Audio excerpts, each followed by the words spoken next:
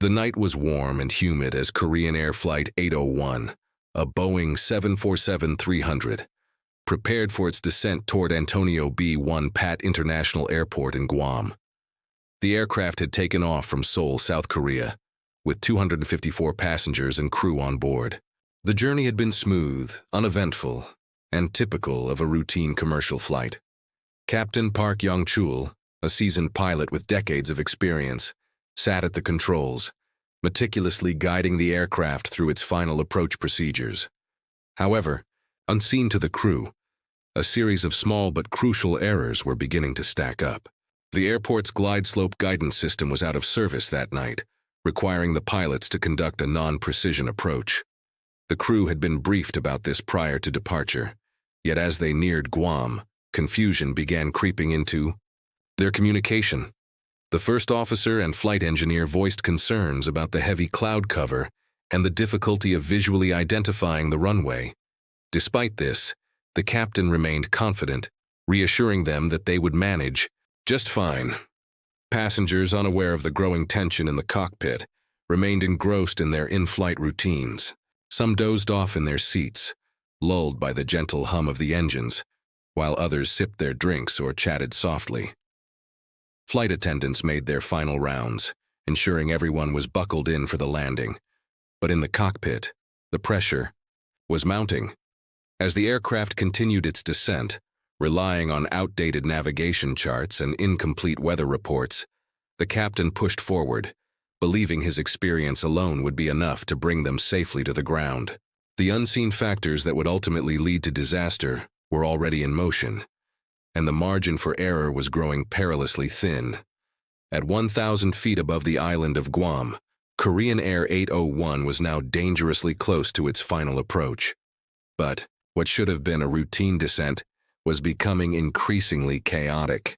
The captain, though experienced, was relying on an outdated mental model of the approach, failing to recognize the crucial differences in the procedure that night. "Guam Airport in sight?" the captain asked. His voice remained steady, but there was an edge of urgency. The first officer hesitated before responding, scanning the horizon through the thick cloud cover. "Not yet, sir," he replied. The lack of visual confirmation should have been an immediate red flag. Instead, the captain pressed on. The aircraft's altitude continued to decrease. The ground proximity warning system, GPWS, remained silent for now. Inside the cockpit, the first officer and flight engineer were clearly uneasy. The lack of a working glide slope meant that their margin for error was slim, and their instruments were showing inconsistencies. The captain, however, did not share their concerns. "We'll be fine. Keep descending," he instructed. The flight engineer exchanged a glance with the first officer, but neither pushed back. The cultural dynamics in the cockpit were questioning. A senior captain was often seen as disrespectful, played a crucial role in what would happen next. The silent tension, the unspoken doubts. Each moment that passed brought them closer to the breaking point. Passengers, blissfully unaware of the mounting danger, remained in their seats, some staring out into the impenetrable darkness beyond their windows. The Boeing 747-300 pressed forward, still thousands of feet above the ground, but dangerously unaware of what lay directly beneath it. Suddenly, the aircraft's onboard warning system blared through the cockpit. "Sink rate, pull up!" The mechanical voice of the GPWS shattered the tension, cutting through the calm yet misguided confidence of the crew. The captain's face stiffened. The first officer's hands gripped the controls a little tighter. "Pull up, pull up!" The warning continued, now with increasing urgency. The first officer's voice wavered as he turned to the captain. "Sir, should we—" The question never needed an answer. At that exact moment, Korean Air 801 struck Nimitz Hill. The sound of tearing metal, the violent jolt, and the sudden chaos overwhelmed everything else. The aircraft, traveling at high speed, clipped the trees before slamming into the terrain. The forward fuselage disintegrated on impact. Flames erupted almost instantly, consuming parts of the wreckage as fuel lines ruptured. The once calm and orderly cabin transformed into a scene of horror. Inside the wreckage, survivors screamed for help. Some passengers, miraculously still conscious, struggled to free themselves from the mangled remains of their seats. Smoke filled the air, and the sound of sirens in the distance signaled that first responders were on their way. But for many, help would come too late. Within minutes, emergency crews arrived at the crash site. The terrain was rugged, making access to the wreckage difficult.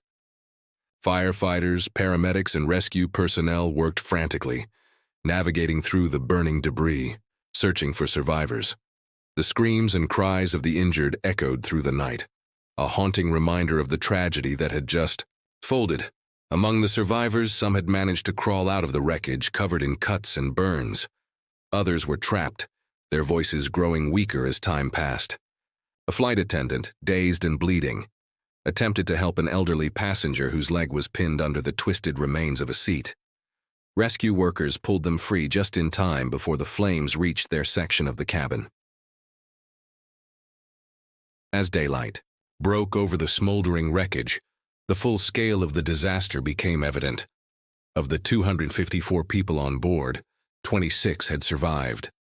The rest had perished in the inferno or on impact. The realization that this could have been prevented weighed heavily on the minds of investigators, who would soon arrive to determine what had gone so terribly wrong. The aftermath of Korean Air 801's crash sparked a massive investigation. The aviation world was left reeling. How could a modern aircraft flown by experienced pilots have ended in such a catastrophe?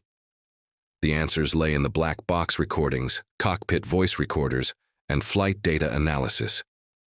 Investigators uncovered a troubling pattern of miscommunication, incorrect assumptions, and overconfidence in the cockpit. The lack of glide slope guidance had required a higher level of vigilance, yet the crew had pushed forward despite their growing uncertainty. The captain's reliance on outdated information and his failure to heed the warnings of his co-pilots had been pivotal. More importantly, the tragedy highlighted a critical issue in aviation at the time: the hierarchical culture within cockpits. Junior officers often hesitated to challenge their superiors, even when they sensed danger. This crash became a wake-up call for the industry, leading to significant changes in crew resource management, CRM training, emphasizing open communication and teamwork among flight crews. As Korean Air 801's story faded from headlines, its lessons remained.